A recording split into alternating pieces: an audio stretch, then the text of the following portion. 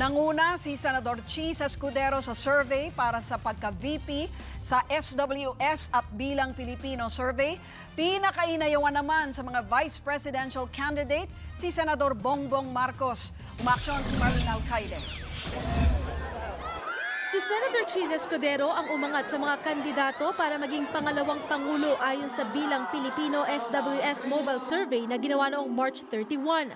Naka 31% si Escudero, kasunod sina Senator Bongbong Marcos na dikit kay Congresswoman Leni Robredo. Malayo na agwat ang tatlo sa iba pang kandidato. Sa 1,200 survey respondents, 63% lang o 757 ang sumagot sa mobile survey. May plus-minus 4% na margin of error.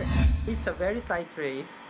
Someone is ahead, but the lead is not significant. In the case of Congressman Robredo's 25% compared to Senator Marcos' 26%, yes, this is something that's very close, and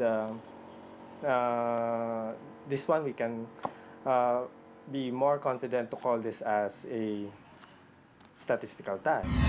Sa tanong naman sa mga respondent kung sino ang pinakaayaw nilang manalo, nanguna si Senator Bongbong Marcos na may 22%.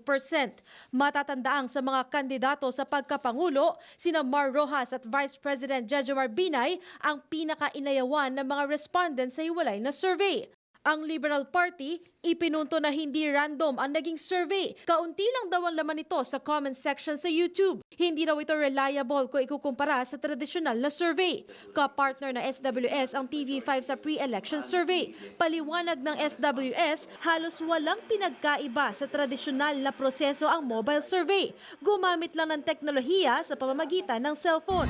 Cellphone ang ginamit na pamamaraan para makabigay sila ng sagot. Hindi yung face-to-face na interview. Pero in terms of how those respondents were selected, pareho. Using SWS standard procedures. Kumbaga, in-equip lang namin yung mga respondents para mabilis silang makasagot. Makabigay ng sagot sa aming mga surveys.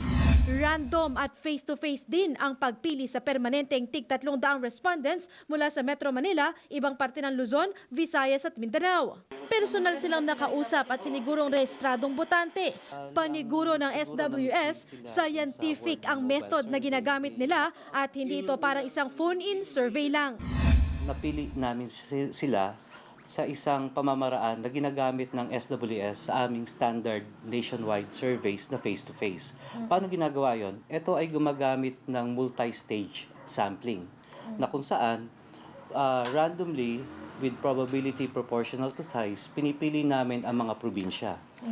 Pag sinabing proportional to size, yung mga probinsya na malalaki in terms of voter population, bentahe raw nito ang mabilis na pagkuha ng resulta. Dahil kontrolado ang sample, madali raw makikita kung nagbago ng isip ang respondent depende sa issue o mga nangyari.